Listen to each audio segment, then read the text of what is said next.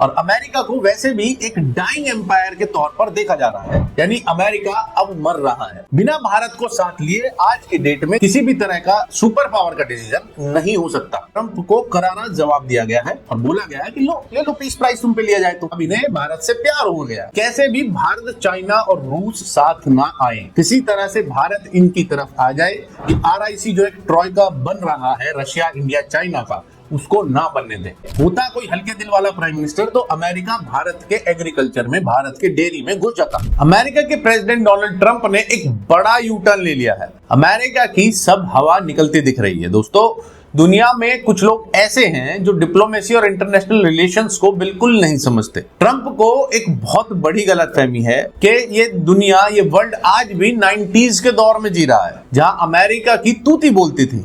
जब वो चुटकी बजाता था तो दुनिया कांपने लगती थी कि भाई अमेरिका ये कर देगा, वो कर देगा। भूल जाओ वो सब। उस समय रूस अपने सबसे खराब दौर में था, चीन भी उभरने की कोशिश कर रहा था और भारत में भी आप सब जानते हैं कि बहुत से उतार चढ़ाव चल रहे थे। इन तीनों देशों में कोई खास स्टेबिलिटी नहीं थी, लेकिन आज की डेट में तीनों ही देश मजबूती से खड़े हैं। और सबसे अच्छी बात है कि एक सिंगल टारगेट के सामने एक होकर खड़े होने का फैसला लिया गया है। और एक बहुत इंपॉर्टेंट बात है कि डिप्लोमेसी और इंटरनेशनल रिलेशंस ही वर्ल्ड पावर को शेप करते हैं। आज की डेट में कोई भी दादागिरी चलाकर के वर्ल्ड की पावर नहीं बन सकता है और ट्रंप को वो दादागिरी दिखाना ही अब भारी पड़ रहा है। और अमेरिका को वैसे भी एक डाइंग एम्पायर के तौर पर देखा जा रहा है, यानी अमेरिका अब मर रहा है। अमेरिका का पतन शुरू हो चुका है और ये शुरू हुआ है डोनाल्ड ट्रंप के हाथों से और ट्रंप के मूर्खता भरे डिसीजन से। अब पावर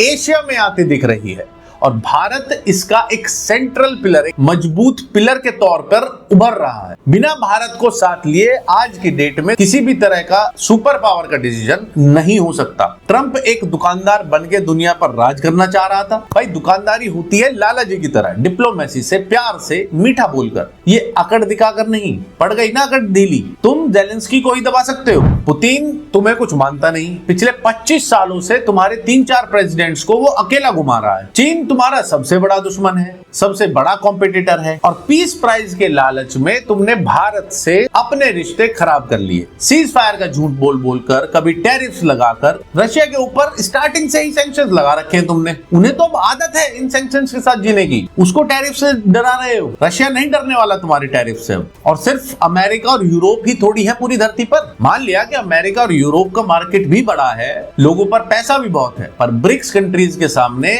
अब कुछ खास बड़ा नहीं है दोस्तों। और इसीलिए इसकी टैरिफ वाली चाल ने ब्रिक्स को और मजबूत कर दिया है। चाइना ने इनकी कोई भी पॉलिसी फॉलो करने से साफ मना कर दिया। इन्होंने चाइना के ऊपर टैरिफ लगाई, चाइना ने इनके ऊपर टैरिफ लगा दिए। भाई, तुम्हें भी तो एशिया का मार्केट की जरूरत है, यही थोड़ी कि बस एशिया को तुम्हारा जरूरत है। 145% यानी 145% टैरिफ लगाया गया था चाइना पे, जहां भारत में इतना शोर मचा दिया सिर्फ 50% टैरिफ पर ही। वहां चीन पर लगभग 150% टैरिफ थे और चीन ने क्या किया, उसने उल्टा अमेरिका के ऊपर टैरिफ लगाए। आ गया लाइन पे अमेरिका कि चलो यार, आप भी हटाओ, हम भी हटा लेते हैं। और अब ट्रंप भाई साहब ने यूक्रेन और रशिया की मध्यस्थता से स्टेप बैक कर लिया है, एक बड़ा यू टर्न ले लिया है, मना कर दिया है कि भाई मेरे से ना हो पाएगा। Trump steps back. लेकिन ये हुआ कैसे? दरअसल पुतिन के सामने आते ही इसकी सब हैकड़ी निकल जाती है। दोस्तों, जो इनसे दबता नहीं है उसके सामने अमेरिका अपने आप पीछे हो जाता है। ये सच है और ये दिख भी रहा है।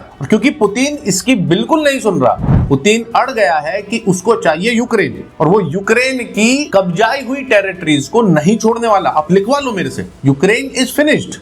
अब एक छोटा सा टूटा फूटा कुछ यूक्रेन रह जाएगा, उसको अमेरिका अपना कर्जा वसूल करने के लिए एक्सप्लॉइट करेगा। ये भी गारंटी है, क्योंकि जेलेंस्की पर तो ट्रंप की दादागिरी चली सकती है ना, तो ये उसको दबाएगा। और अब ट्रंप बोल रहा है कि भाई पुतिन और जेलेंस्की खुद ही बात कर लें तो ज्यादा अच्छा है, क्योंकि उसको समझ आ रहा है कि वो ये सुलह नहीं करा पाएगा और यहाँ बेइज्जती हो उससे पहले यहाँ से निकल लो। और अगर बाई चांस कल को एक नैरेटिव बन के रशिया यूक्रेन वॉर रुक जाता है, ये युद्ध रुक जाता है, तो ट्रंप जब फिर से खुद को पिक्चर में लाएगा, ये भी गारंटी है कि देखो मैंने करा दिया पीस, अब नोबेल प्राइज दो मुझे। अब बोल रहा है कि it is not in the national interest to do this publicly, मतलब पब्लिक में सबके सामने पहले जेलेंस्की को बेइज्जत करके जो तुमने निकाला था व्हाइट हाउस से वो सही था। अब समझ आ रहा है, वो सब करने के बाद समझ में आ रहा है कि पब्लिकली नहीं करना चाहिए। पुतिन को अलास्का बुलवा लिया, लो आ गया, वो हो गया तुम्हारे से सॉल्यूशन। उल्टा अब सरेआम बेइज्जती और हो रही है अमेरिका की कि पुतिन अच्छा लॉलीपॉप पकड़ा के चला गया, अब खेलते रहो उससे। बोल गया ना पुतिन भी जाते जाते कि अगर ट्रंप उस समय प्रेसिडेंट होते तो यूक्रेन रशिया वॉर स्टार्ट ही ना हुआ होता। और अब तो जेलेंस्की भी समझ गया है कि ये ट्रंप जो है ये सिर्फ अपनी तारीफों का भूखा है, इसको थैंक यू चाहिए, इसको तारीफ चाहिए। तो इस बार जेलेंस्की भी तैयारी से गया था, प्लेन में बैठने से पहले उसने थैंक यू बोलना स्टार्ट कर दिया था और व्हाइट हाउस से जाते जाते उसने करीब 10 से 15 थैंक यू बोल दिए इसे। अब वो भी खेल रहा है इससे। Thank you so much, Mr. President. If I can, first of all, thank you for invitation and thank you very much for your efforts, personal efforts to stop killings and stop this war. Thank you, and using this opportunity, many thanks to your wife, and thanks to our partners, and that you supported this format and us. Thanks to them, and thank you very much for invitation.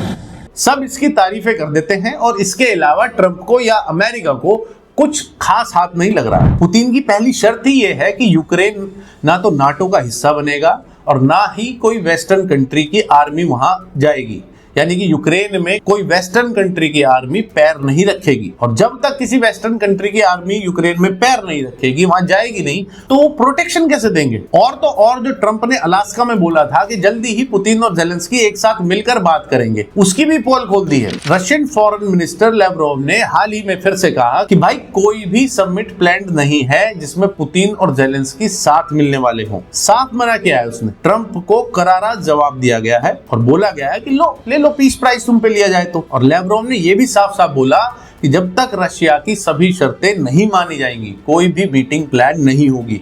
तो अब अगर आपको near future में Putin और Zelensky की meeting देखने को मिलती भी है तो समझ जाइएगा कि रशिया ने अपनी सभी शर्तें मनवा ली। और भारत से जो आजकल दुश्मनी चल रही है उसकी भी वजह यही तो है कि तारीफें नहीं मिल रही। वो सिर्फ इसी बात की तो है कि भारत ट्रंप के सामने झुक नहीं रहा, सिर्फ ये एक वजह है। इसलिए देश में एक मजबूत सरकार होनी जरूरी है।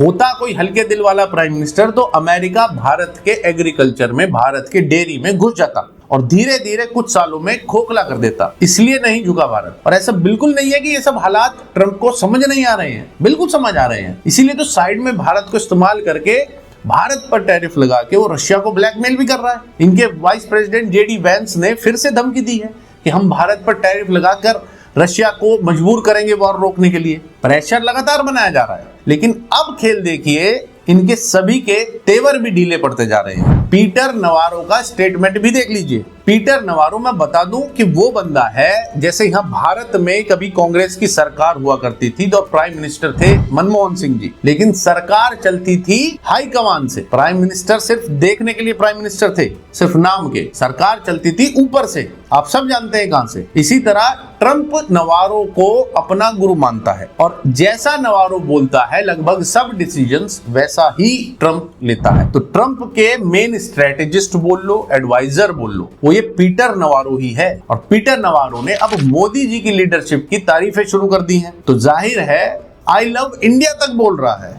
अब इन्हें भारत से प्यार हो गया है। तो जाहिर है अब ये फिर ट्राई कर रहे हैं कि कैसे भी भारत, चाइना और रूस साथ ना आए, किसी तरह से भारत इनकी तरफ आ जाए। ये RIC जो एक ट्रॉयका बन रहा है रशिया, इंडिया, चाइना का, उसको ना बनने दें। इसके ऊपर आपको मेरी ये वीडियो भी जरूर देखनी चाहिए, मजा आएगा आपको ये देखकर कि कैसे भारत इस टैरिफ से विन विन सिचुएशन में आ सकता है। लेकिन अब आपको क्या लगता है कि क्या ये ब्लैकमेल जंग रुकवा पाएगा या रशिया अपनी शर्तें मनवा पाएगा? कमेंट्स में आप अपनी राय जरूर बताएं। जय हिंद।